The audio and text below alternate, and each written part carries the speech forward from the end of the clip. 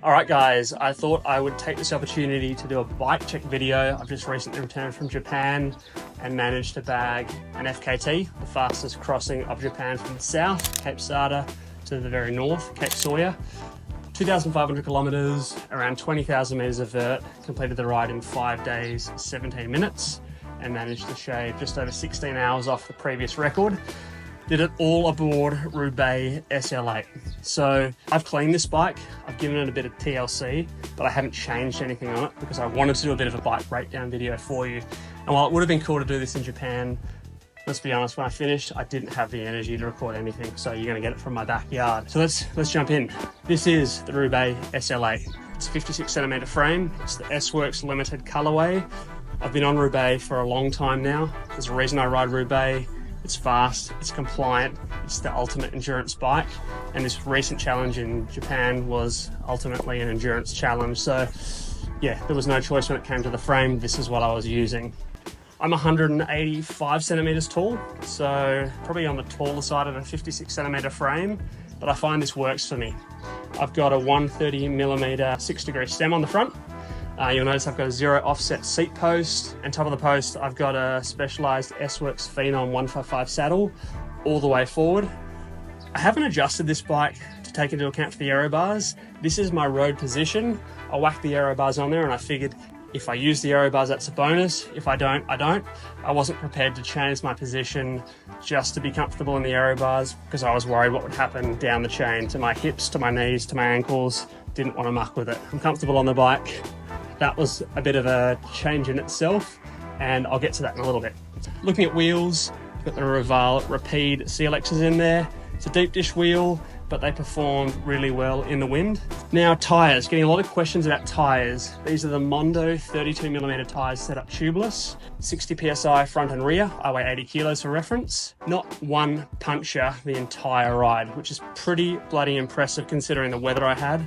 Lots of rain, lots of busy roads, lots of debris on the roads. These performed flawlessly. If you look at these tyres, they don't look like they've really been used, which is insane because they've ridden the entire length of Japan. Groupset, it's the new Sram Red Groupset. No issues, changed a couple of batteries en route. Didn't have any other issues aside from that. Chain is a wax chain, so I'm using a Cyclo wax chain, and that was amazing. I didn't wax it while I was riding. I actually just used the drip wax, used squirt. Handlebars, 40 centimeter shallow drop, shallow reach handlebars. Normally I'm using the Rapide aero handlebars because I wanted to run the aero extensions. I needed a round diameter bar, and this was as close as I could get to that same fit. Rear light, Garmin Varia rear light. Now I did change that throughout the ride because the battery life on that wouldn't last an entire day. But for the busy night riding, this thing was great. Up the front, I've got the Garmin 1040 Solar. Fun fact, I only charged that thing twice on the entire ride, and that's because I was getting charged from the sun. But also the battery life on that thing is insane. So I was really happy with that. Both the battery life and the routing on it was flawless. I'm using side access carbon bottle cages from Specialized, and that's because I've got the Tailfin bag on there, and I wanted to be able to rip the drink bottles out on the go. I'm running, that front drink bottle is running a little bit lower than normal using a little Tailfin adapter. And that's again so that I can run the two larger Camelbak bottles at the same time. The insulated bottles were mint. When it was cold, I had warm drinks in there, and when it was warm, I had cold drinks in there, and it just regulated the temperature of those drinks so they stayed colder for longer or hotter for longer when I needed it. So they were great. Tailfin bag, that was something, I bought that a week before the ride.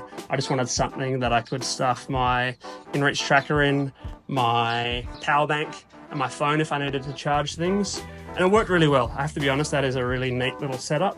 Aero bars. These are Profile Design aero bars.